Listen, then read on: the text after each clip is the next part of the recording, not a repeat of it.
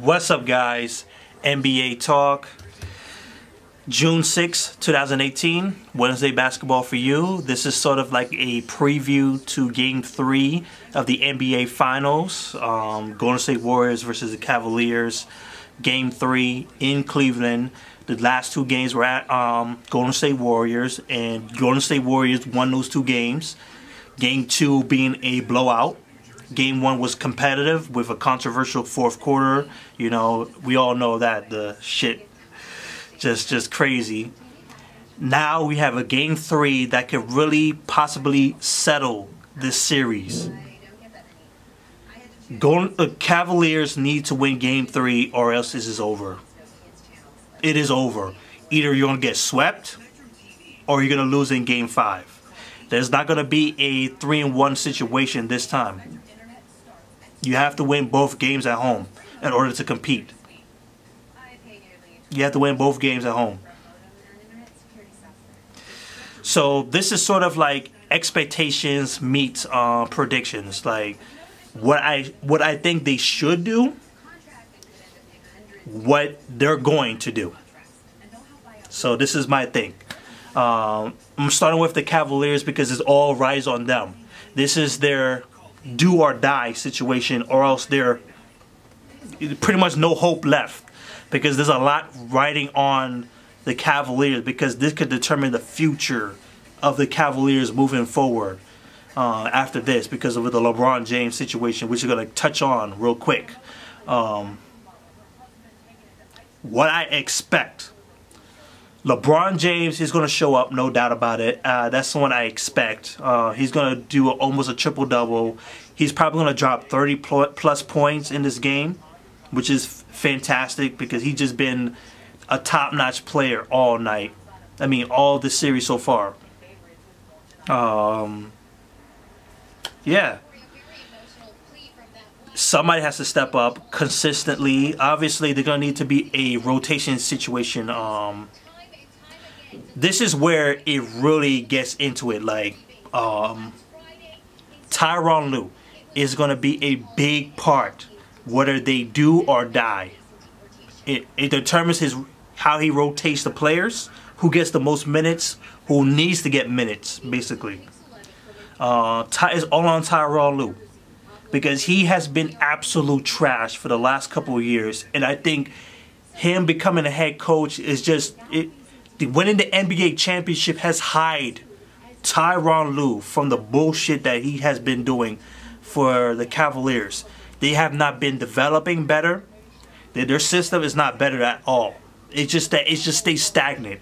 It all has changed between David Blatt and Tyronn Lue in that 2016 change.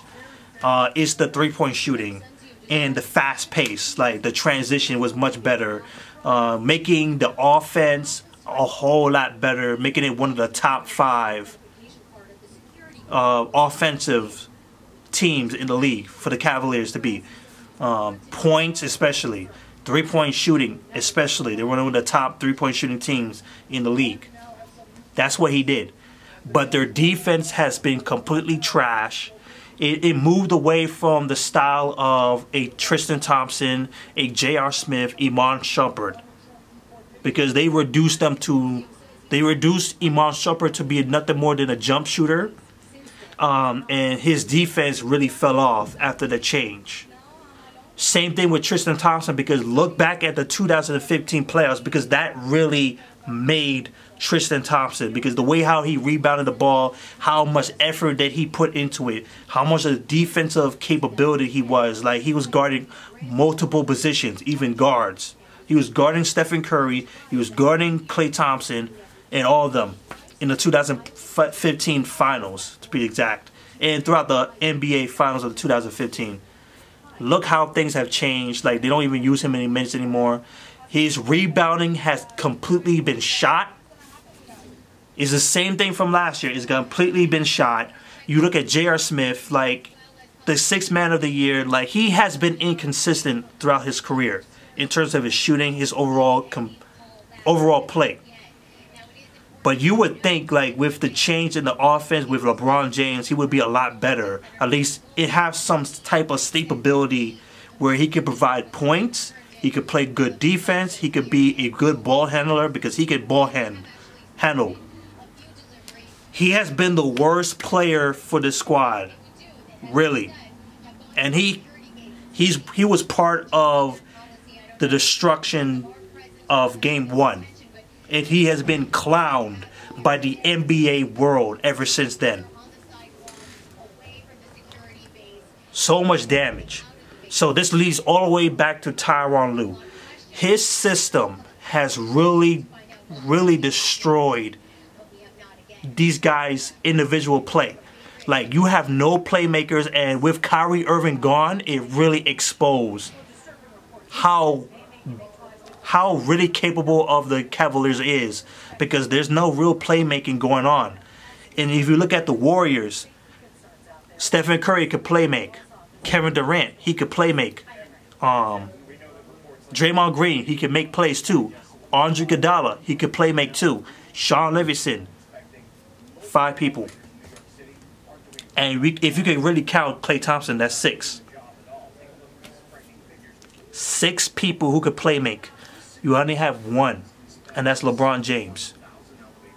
He drops like 8, 9 assists a game, but you look at everybody else, only up to like 3 assists. For George Hill, for J.R. Smith. Jordan Clarkson has been the ass of the Cavaliers. Every player that comes into the Cavaliers locker room after a trade, they automatically become shit, except for one person, and that's Kyle Korver. He has been absolutely helpful, and he's been getting some weird minutes restriction, and everybody's noticing now. He needs those minutes. So, what I expect overall throughout this talk, LeBron James being LeBron James, of course, he needs help. You need Kevin Love dropping 20 and 10 just like he did the Game 2. You need JR to not have so many minutes. You need Kyle Korver to have those minutes, because we all given up on J.R. Smith. He is completely disgusting. George Hill, he needs to step up in the second half of a game, because Game 2, he did a very good job in the first half. In the second half, he completely disappeared. You need someone like a Rodney Hood, because obviously Jordan Clarkson is not showing up for you. So you're going to need someone like a Rodney Hood who could spread the floor, who could shoot the ball, could give you like 15 points a game. That's very good, because everybody's going to follow suit with him. So that's a lot of stuff right there. What I predict is they're going to be shit. I expect Tyronn Lue to really screw the Cavaliers over. I think he's going to keep J.R. Smith in the starting lineup. He's going to have him have the same amount of minutes. Kyle Korver is going to probably have a little bit more. Like, I think Kyle Korver is going to have like about 20 minutes, and he's probably going to close out fourth quarter. If it's not a blowout. If it's not a blowout, Kyle Korver will be in that lineup, which is going to be a plus. But J.R. Smith needs less minutes because he is just trash. Rodney Hood is going to need those minutes, and we've been hearing rumors that's going to be the case, which is going to be good. So it's like sort of like, okay, like, all right, they're going to do a good job. I'm just throwing stuff in the air. Just like there's so much situations with the Cavaliers, it's just messy. And you look at the Warriors, they don't have to change anything, and they're going to get Andre Iguodala back, possibly tonight. And with that, you have someone to put against LeBron James, because the 2015 NBA Finals got him the MVP for that. So my predictions is that the Warriors will win and seal the deal to this series. The Cavaliers could win Game 4, but it will be pretty much it. The Warriors will win Game 3. The Cavaliers need to win Game 3 or else it's over, but I think it's going to be this series is over. I think with the Warriors win tonight, it's done. So that's my predictions for there. Leave your comments below what you think is going to happen. Peace.